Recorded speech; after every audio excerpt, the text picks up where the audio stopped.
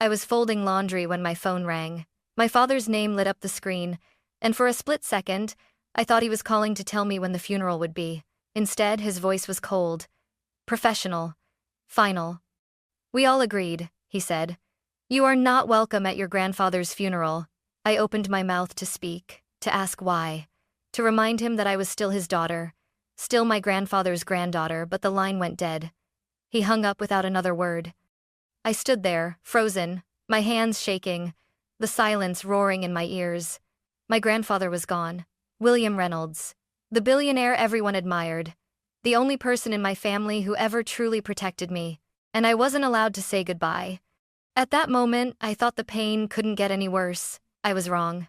Because a few days later, after I accidentally dropped an old family photo frame, I found something hidden behind the glass, a final letter from my grandfather. And that letter would change everything, and make my entire family panic. People always assumed I was lucky. They heard my last name Reynolds and immediately imagined privilege, protection, and unconditional support. They imagined a grandfather who built a billion-dollar empire, a father who ran it with confidence, and a family that stood together like an unbreakable wall. The truth was far quieter, and far colder. I grew up in large houses where every room echoed, not because of space, but because no one lingered long enough to fill it with warmth. The walls were lined with art worth more than most people's homes, yet the air always felt tense, as if one wrong word could trigger something unseen. My father, Richard Reynolds, ruled both the company and the household the same way, through control. He believed respect came from fear, and that love made people weak. Praise was rare, criticism was constant. Every achievement was met with a single question: was that the best you could do? I learned to measure my worth by his silence. My Aunt Linda, the family's financial genius, never raised her voice, but her disapproval was sharp and precise. She spoke to me the way she reviewed reports quickly, efficiently, without interest in anything that didn't produce value. I could feel her assessing me every time I entered a room, as if deciding whether I was an asset or a liability. My Uncle Mark treated family interactions like business deals. He remembered birthdays only if it benefited him. Compliments always came with conditions. Conversations felt like negotiations where I had nothing to offer. Family gatherings weren't loud or chaotic. They were polished, controlled. Everyone smiled, but no one relaxed. We didn't argue, we maneuvered. We didn't comfort, we observed. And I learned early that emotions were things you kept to yourself. I adapted. I became careful, polite, easy to ignore. The only person who ever broke through that silence was my grandfather. William Reynolds was different from the rest of them in ways that were impossible to miss. He didn't dominate conversations. He didn't test people. He asked questions and waited for the answers. When I was 16 and my father told me I was too sensitive to survive in the Reynolds world, I locked myself in the guest bathroom and cried until my chest hurt. My grandfather was the one who knocked softly on the door. "Sophia," he said. Not impatient, not angry, just worried. Later, sitting beside me on the back patio, he told me something I never forgot. "This family mistakes hardness for strength," he said quietly. "Don't make that mistake." He was the only one who never tried to shape me into something else. He didn't push me toward the company. He didn't talk about legacy like it was a weapon. He asked what made me feel alive. He listened when I spoke, and somehow, that made all the difference. As I grew older, the distance between me and the rest of the family became permanent. I chose a quieter path. I built a life that felt honest. I married Ethan, who loved me without conditions, without tests.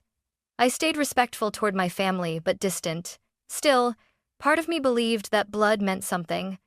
That no matter how strained things were, no matter how little space I took up in their world, there were moments when family lines could not be crossed. I believed that death was one of those moments. I believed that when my grandfather passed away, I would be allowed to mourn him like a granddaughter. I didn't know then how wrong I was. Because when my father told me I was not welcome at the funeral, it didn't just break my heart. It finally revealed the truth I had been avoiding my entire life. I had never truly belonged to the Reynolds family. I had simply been tolerated until I wasn't even that anymore.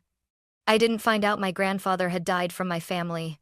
That alone should have told me everything. It was Claire, my oldest friend, who called me early that morning. Her voice was hesitant, careful, like someone walking across thin ice. "Sophia, I didn't know how else to say this," she whispered. "I just saw the announcement. Your grandfather passed away last night." For a moment, I couldn't breathe. The room blurred around me. The mug in my hand slipped slightly, hot coffee spilling onto the counter, but I didn't feel it. All I could think was that this couldn't be real. I had spoken to him just days earlier. His voice had been weaker, yes, but still warm. Still him. "I was going to visit him next week," I said, more to myself than to Claire. "He promised we'd talk. He always did." After I hung up, I sat in silence, staring at the wall, waiting for my phone to ring again. Waiting for my father, for my aunt, for anyone in my family to say, "We're sorry, we're coming together. You should come home." Nothing. An hour passed. Then 2. Finally, I couldn't take it anymore. My hands were shaking as I dialed my father's number. It rang longer than usual before he answered. "What is it, Sophia?" he said, his tone clipped, impatient as if I were interrupting a meeting. "I just heard about Grandpa," I said carefully. "Is it true?" There was a pause. Not the kind filled with grief, but the kind filled with calculation. "Yes," he replied. "He passed peacefully." I swallowed. "When is the funeral?" Another pause. Longer this time. "That's why I'm calling," he said, his voice suddenly distant. "We've discussed this as a family." A chill ran through me. "Discussed what?" "We all agreed," my father said flatly. "You are not welcome at the funeral." I laughed once because the words didn't make sense. "What are you talking about?" "He was my grandfather. This is not a negotiation," he snapped. "You made your choices. You walked away from this family. Don't complicate things now." "I didn't walk away from him," I said, my voice breaking. "I loved him. He loved me. You can't take this from me." "You're being emotional," he replied coldly.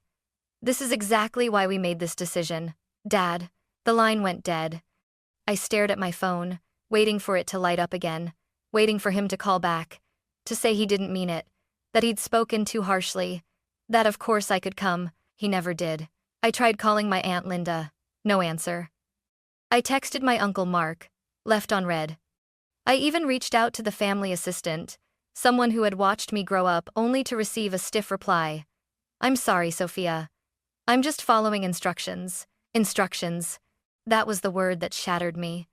By nightfall, the reality had sunk in. My family wasn't grieving together. They were closing ranks, and I was on the outside. I sat on the edge of my bed, staring at the suitcase I had already begun packing out of instinct. Ethan sat beside me, his hand resting gently on my back.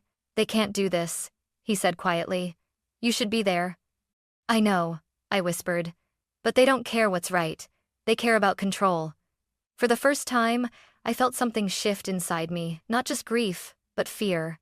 Because if they were willing to erase me from my grandfather's funeral, what else were they willing to erase? The day of the funeral arrived without warning. No black dress laid out on my bed.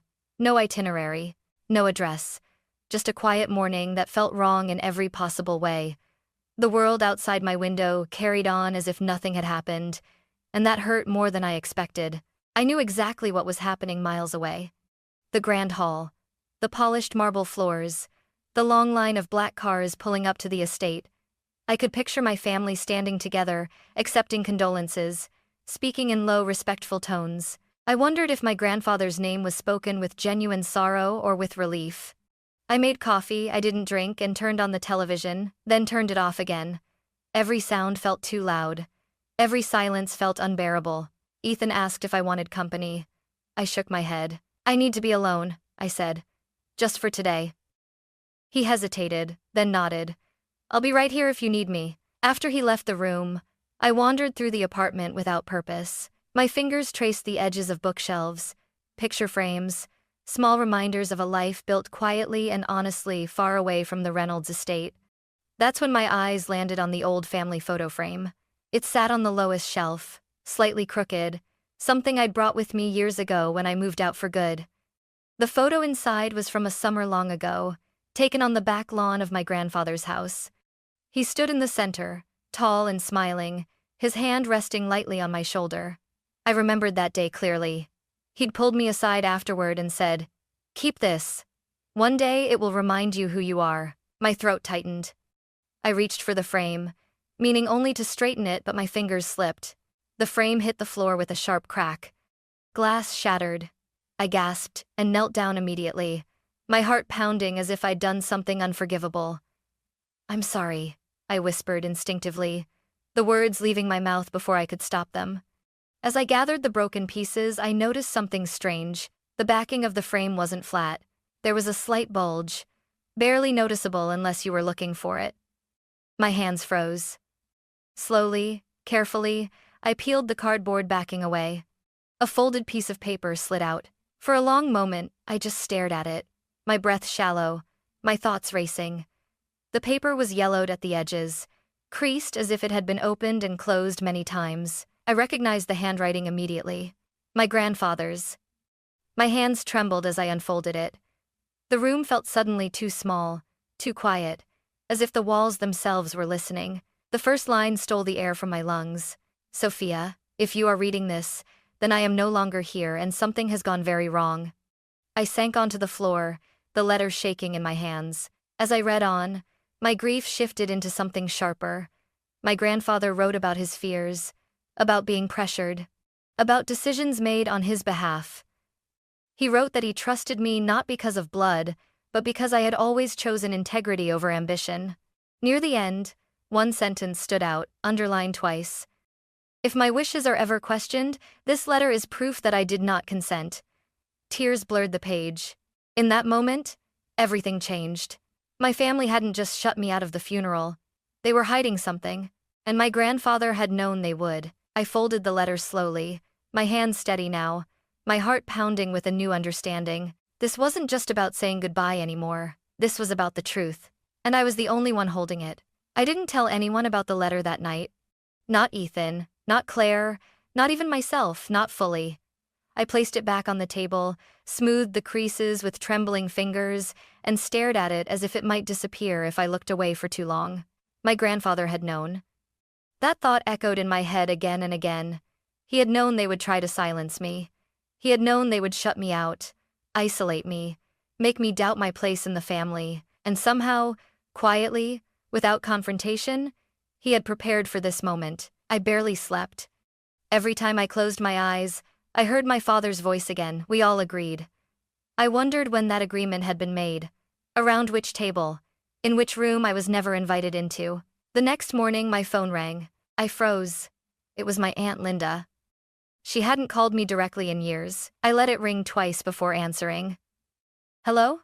Sophia," she said, her tone unusually soft. "I heard you've been having a difficult time." I almost laughed. "You mean after being told I wasn't welcome at my own grandfather's funeral?" I asked. A pause, then a controlled sigh. "We didn't want to upset you. You didn't want me there," I replied. "There's a difference." She ignored that. "Your grandfather's passing has been very stressful for all of us. Emotions are high.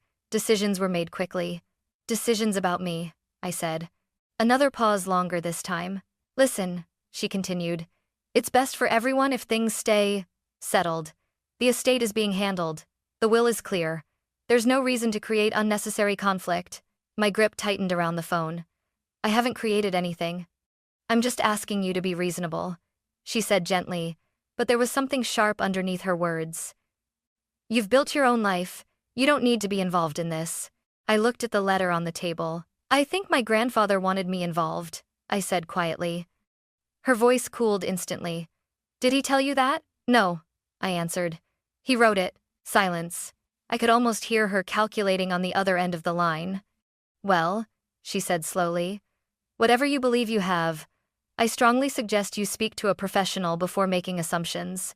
"I plan to," I replied. She hung up without saying goodbye. That was when the messages started. My Uncle Mark texted, "Let this go. You don't want problems." A family lawyer I barely remembered emailed, offering to clarify the will if I had questions privately. Even an old family friend reached out, reminding me how fragile reputations can be. They weren't shouting. They didn't have to. Their message was clear. Stay quiet. Or else. Ethan watched me pace the living room, the letter clutched in my hand.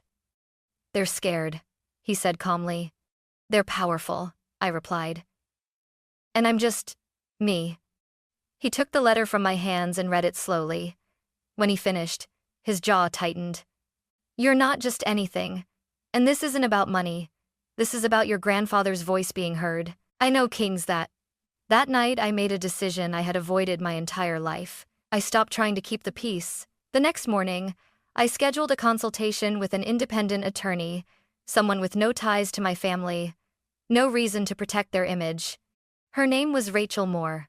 As I sat in her office, sunlight pouring through the window, I finally unfolded the letter and placed it on her desk. Rachel read it carefully, her expression shifting from neutral to intent. This, she said, tapping the page gently, is not just a letter of grief, it's a warning. I swallowed. So, I'm not imagining this? No, she replied firmly. And if your family is urging you to stay silent, that tells me everything I need to know. For the first time since my grandfather died, I felt something stronger than fear. I felt clarity. Whatever came next, pressure, threats, isolation, I wasn't alone anymore. And I wasn't backing down. Once I hired Rachel, the tone of everything changed. Not immediately. Not dramatically. At first, it was too subtle to be coincidence. The calls stopped. For 2 full days, my phone stayed silent. No messages from my aunt. No warnings from distant relatives. No polite reminders to be reasonable. It felt like the calm before a storm, and that unsettled me more than the threats ever had. Rachel noticed it too. They're regrouping, she said during our second meeting. Powerful families don't react emotionally. They react strategically. I nodded, my fingers interlaced so tightly they hurt. What happens next? They'll try to control the narrative, she replied. And if that doesn't work, they'll try to control you. I can state it, advocate. She asked permission to contact the probate court and request copies of the official will and estate filings. I agreed, my heart pounding as if I'd just crossed an invisible line. That evening, my father called. I stared at his name on the screen for a long time before answering. Sophia, he said, his voice measured, almost calm. We need to talk. We've talked, I replied. You told me I wasn't welcome to say goodbye to my grandfather. That wasn't personal, he said quickly. It was about stability. Stability for who? I asked. He ignored the question.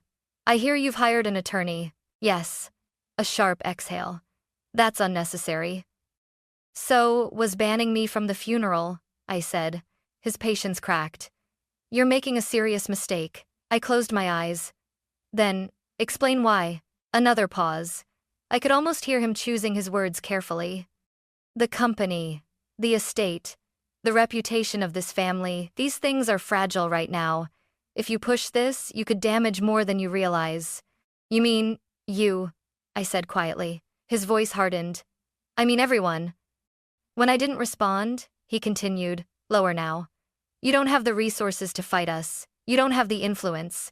And dragging this into court will only isolate you further. I thought of the letter. Of my grandfather's handwriting. Of the way he'd looked at me the last time we spoke, as if he were trying to memorize my face. I'm already isolated, I said. You made sure of that. He ended the call without another word. The next day, Rachel forwarded me an email from the family's legal team.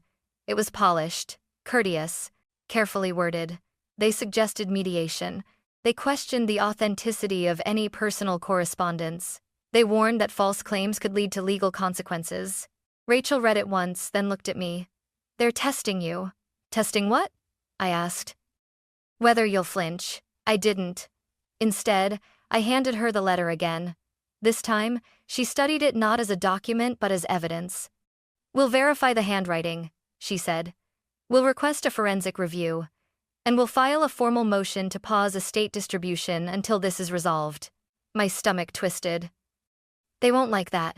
No, she said evenly. They'll panic. That night, I couldn't sleep. Every creak in the apartment made my heart race. Every unknown number felt like a warning. I wasn't being followed. No one showed up at my door. But the pressure was everywhere in the air, in the pauses between messages, in the sudden friendliness of people who had ignored me for years. Ethan held my hand as I stared at the ceiling. You can stop, he said gently. No one would blame you. I turned to him. My grandfather trusted me with the truth. He nodded. Then, see it through. The following morning, Rachel filed the motion, and within hours, my phone exploded. Calls, messages, voicemails. My family wasn't asking me to be quiet anymore. They were demanding it. And that was when I knew I was closer to the truth than they ever expected. The meeting was scheduled for 10 o'clock. Rachel insisted we arrive early. This isn't just a discussion, she said as we walked through the marble lobby of the downtown office building. This is a power play. They're expecting you to hesitate. I didn't hesitate. The conference room was exactly how I remembered it. Long glass table, floor-to-ceiling windows, city skyline reflected on polished surfaces. It was the kind of room designed to make people feel small. My father was already there. Richard Reynolds sat at the head of the table, hands folded, expression carefully neutral. To his right was my Aunt Linda, impeccably dressed, her face unreadable.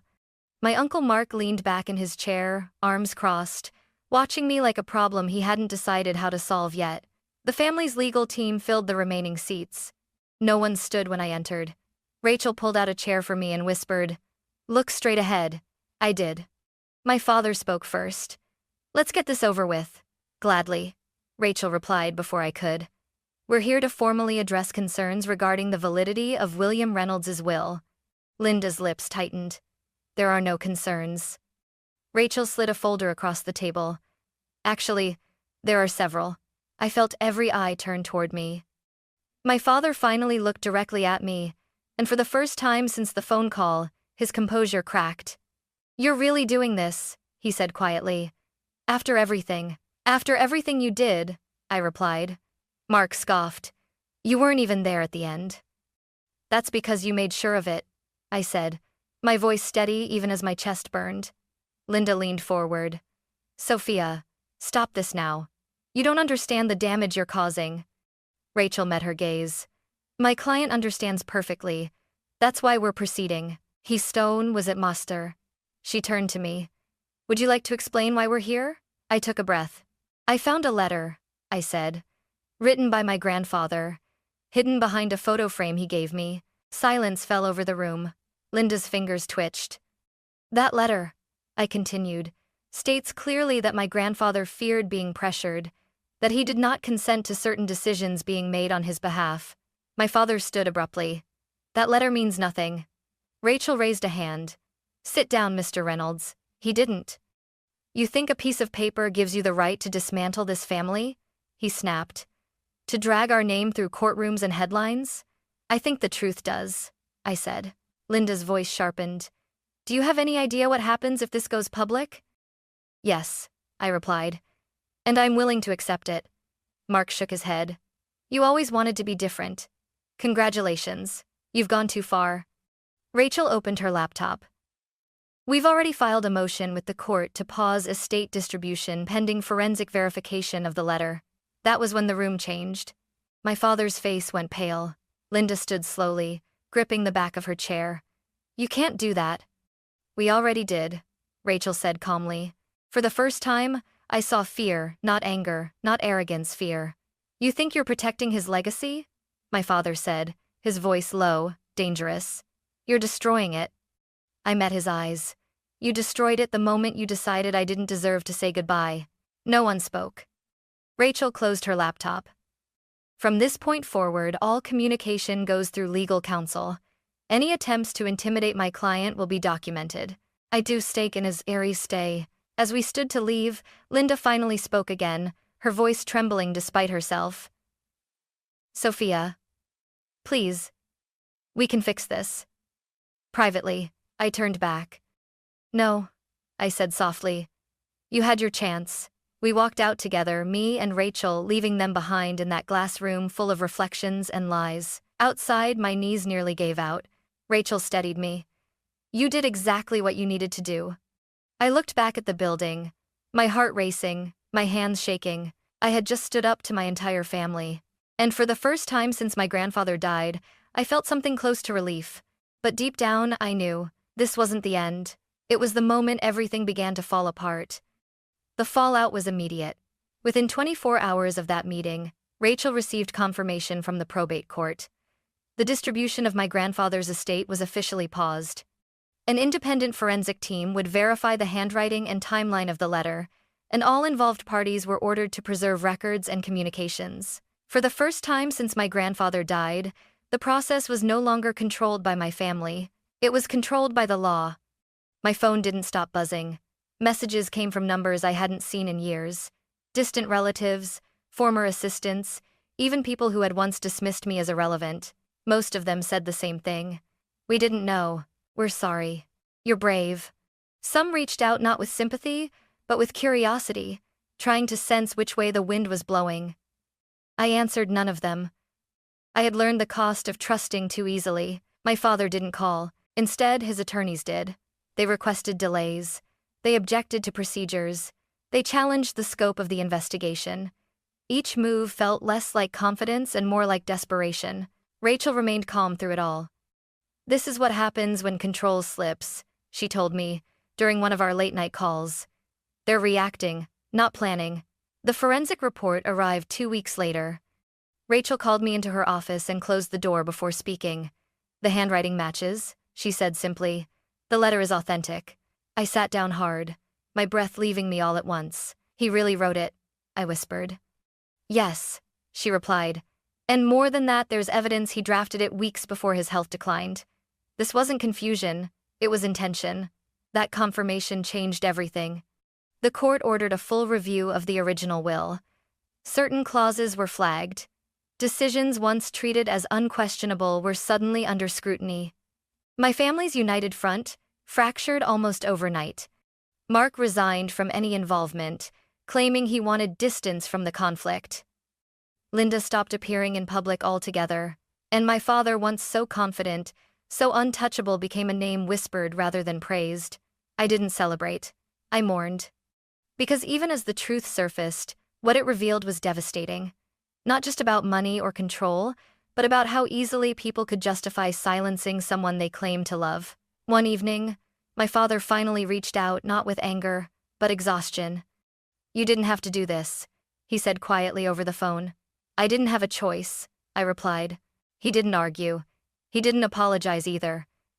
We ended the call in silence, and I knew there would never be a resolution between us. But I had one with my grandfather. Weeks later, the court formally acknowledged the letter as part of the estate record.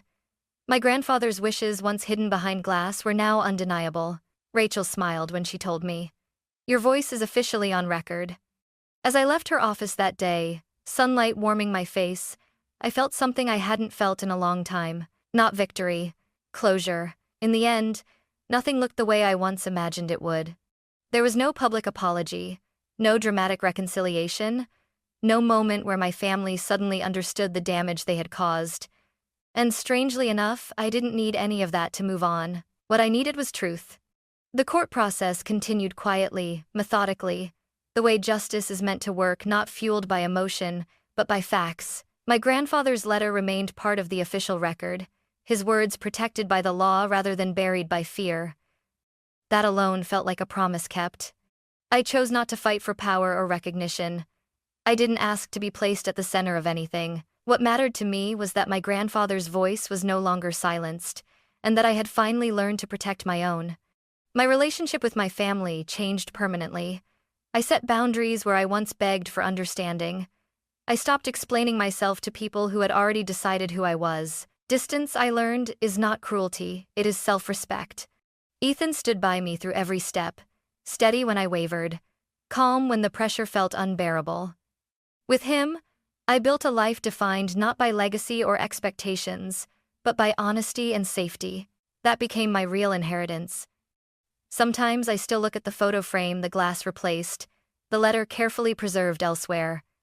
I imagine my grandfather watching quietly, knowing I finally did what he hoped I would. I didn't save a family empire, I saved myself. And that, I've learned, is more than enough.